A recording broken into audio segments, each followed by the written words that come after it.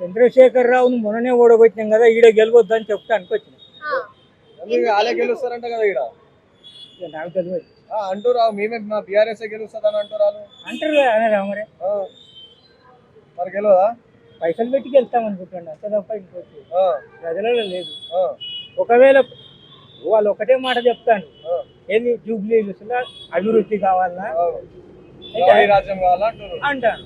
అయితే దానికి నేను ఒకటి చంద్రశేఖర్ రావుకు మీ అందరి ముందర ఒక ప్రశ్న ఎత్తాను. ఏం ప్రశ్న ఎత్తా? 10 ఏళ్ళు నువ్వు ముఖ్యమంత్రిగా ఉన్నావు, 15 ఏళ్ళు మీ ఎమ్మెల్యే ఉన్నాడు. మరి 15 ఏళ్ళు ఎందుకు చేయలేదు, నువ్వు 10 ఏళ్ళు ఎందుకు దానికి చేయలేదు? ఒక 22 నెలలనే వీళ్ళు చేయకపోతే పొరపాటు అయిందా?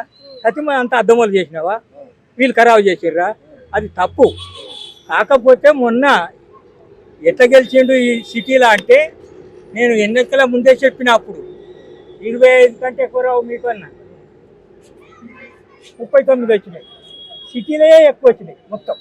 అయితే ఇవి రావనుకున్నా నేను, ఎందుకంటే సిటీ వాళ్ళు మంచి వాళ్ళు, తెలివికల వాళ్ళు కాబట్టి ఆలోచిస్తారు, చేస్తారు అనుకుంటే వాళ్ళు ఏమి అనుకున్నారంటే మళ్ళా అతడే గెలుస్తాడు, మనం ఎందుకు కంటి రావాలి అనే ఆలోచనతో వేసారు తప్ప ఇంకోటి లేదు.